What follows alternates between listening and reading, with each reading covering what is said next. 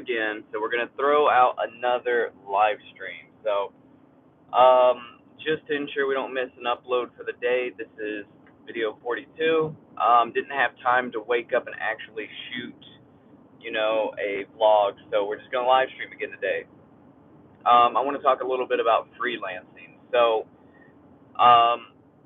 if you watched yesterday's live stream, I talked about potentially having a freelancing gig set up for tomorrow. Now, unfortunately, I don't think I'm going to get that gig because I missed a phone call from the job poster. I think he was actually the production manager, and missed a phone call from him. He sent me a message, and I didn't reply to the message in time because I was at work and didn't see the message. So I hit him back, and I haven't got a response back. So unfortunately, I don't think I'm going to land that gig. But I do want to talk about freelancing in general. I want to talk about how I find these jobs, and I want to talk about essentially how much you can make freelancing. So when people think of freelancing and they think of photography, a lot of people think about, shooting weddings. Some people shoot music videos. Some people shoot events and stuff like that. But when it comes to being a camera operator, a lot of your freelancing is going to be working on reality TV shows. So all of these shows that you see on Netflix, all these ones you see on HGTV, uh, whatever the channel that you watch, right? All of these reality TV shows, there's more and more coming out every single day, right? Like your investigation discovery shows, all of these shows, Real Housewives, Property Brothers, Instant Hotel, home makeover shows, right? All of these type of shows, they're all looking for crew, and a lot of times these production companies work for a network. Like, let's say they work for History Channel, or they work for um, Disney, or they work for uh, Netflix, or whatever channel, Discovery. Now, they go out and they pick up freelancers, or they pick up talent, right? And the talent is applying on websites. Some of it's networking, but a lot of it is they're picking up crew members on websites. Now, a major site that you can use is called staffmeup.com. And you go, you make a profile, you add any credits that you have, and then you can search through their job postings. And I think you can get a pro subscription to that website for $20 a month. And if you're somebody that's really trying to freelance, or if you're somebody that is picking up gigs, then that, will pay for itself tenfold. Now, I'm not as active on there as I should be, but I have picked up a couple gigs, and I've come really close to picking up some really awesome gigs. Now, in the reality TV world, right, you normally have camera operators on set, you have a sound guy, you have a media manager, like a DIT, you have a project coordinator, you have a producer, a director, right? Depending on the size of the show and the scope of the work, you can have, 10 crew members on set. And then sometimes they bring in day players, which are people that they hire for the day to essentially come in and work for the day. So the show that I shot last fall, it was called Dirty Old Cars. It's a History Channel show. You can look it up on Google. A lot of fun to shoot. The crew was really cool. The cast was really cool. Reality TV show for History Channel. I don't know if they're going to run a second season of the show. The show was pretty popular, and it was talking about detail shops and how they get these cars and they clean them up and then they flip them. Or they just will do like somebody will bring their car into the shop, get it detailed, and then they'll reveal the clean car to like the client's husband or brother or whoever, right, as like a present. And it was a lot of fun. And I do want to talk more in depth in a future video about how shooting reality TV works, because it's a completely different world. But so that show I was media manager on. So essentially what a media manager does, if you're not familiar, is Um, at the end of the day, right, you collect all the media, all the SD cards and all of that, and then you have a home base, whether you're working out of a production office, working out of your home if you're close enough to set, or even working on set. And you take all of the media and you basically offload it, and then you have to back it up on hard drives. Normally you'll have like a redundant backing up system. So I was backing up to essentially 3 different hard drives, and then I was also logging every single clip in a spreadsheet for the editors when they go to edit it later on. So it was a 9 camera shoot. We had GoPros all over the place. We had drones. We had 2 Sony, I believe they were shooting with FX6s. Um, and we also had a FX3. So we were shooting with a whole bunch of different cameras. And I had to make sure that I got all of those SD cards at the end of every shoot day, as well as the audio guy's SD card. Take them, back up each card, and then go in a spreadsheet. And I had to look at each and every clip and say, okay, well, this clip number is shot with this camera, let's say shot with GoPro 1, and here's what this shot is of. It is of a top-down shot of them cleaning a white Camaro, so on and so forth.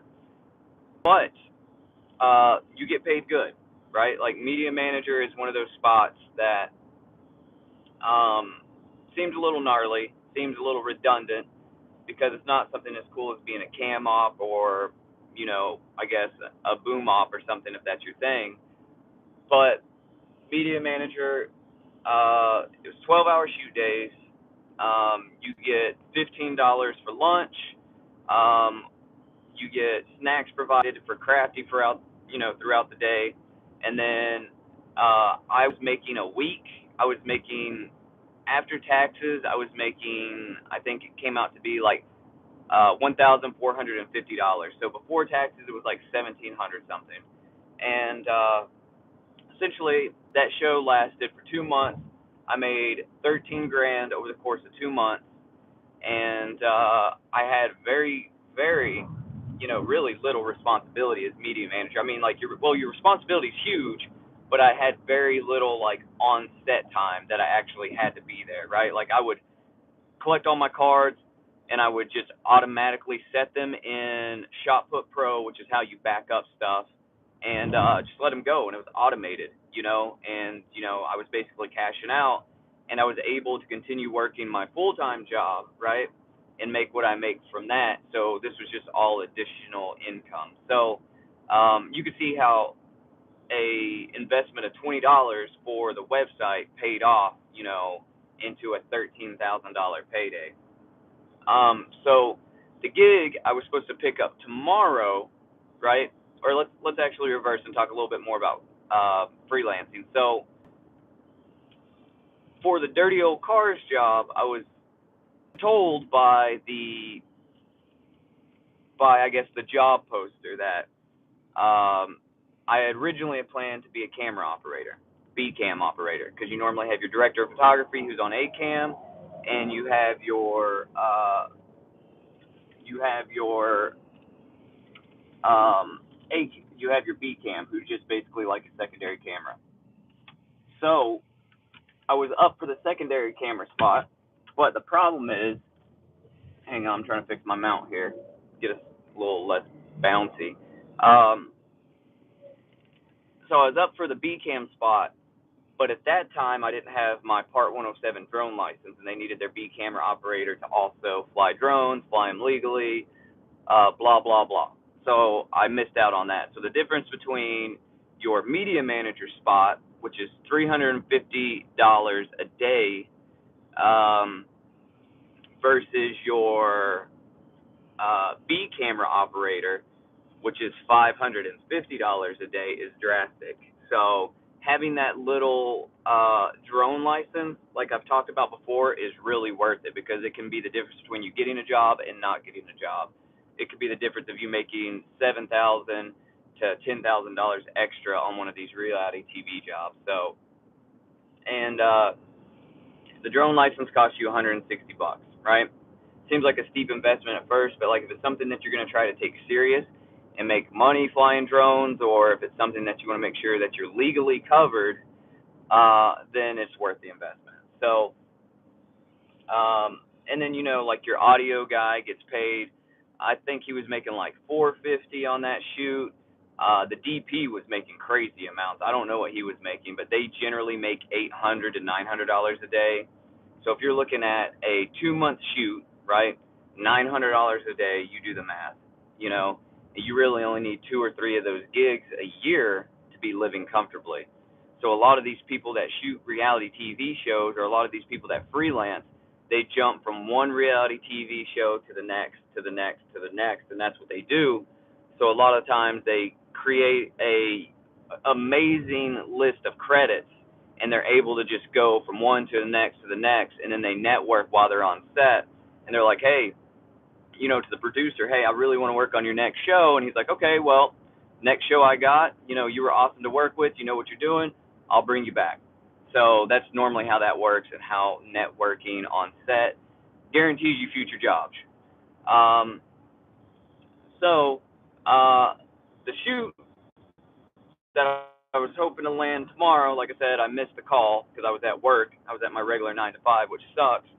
But that is a 12-hour drone shoot, right, for a reality TV show that's coming through my area, and that would be a $1,400 for 12 hours, right? And those 12 hours as a drone operator, you're not going to be working all 12 hours. You're just going to be on set for 12 hours. Normally, how that goes is while they're shooting a scene, you're just going to be getting like aerial shots of the scene.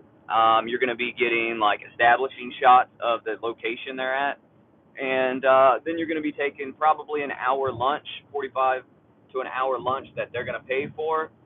The rest of the time you're going to be hanging out on set, and it's good set etiquette to, like, if you're not busy, to help with grip, or help with whatever it is you can do, help with PA runs, just make yourself useful on set, because that stuff is not only helpful to the production, it helps get you home faster at the end of the day, it helps alleviate stress, and it also helps people realize that, oh, this person is, they're solid, they're doing more than what they're paid for, they're doing more than what they're asked to do, and they're just a team player, and I would like to have them on my future production, so my house, so let's just say it would have cost me, let's say $100 in gas. Let's say I would have had to fill my, because I drive a big SUV, which I don't even think it would have cost me that, but let's just say $100 in gas.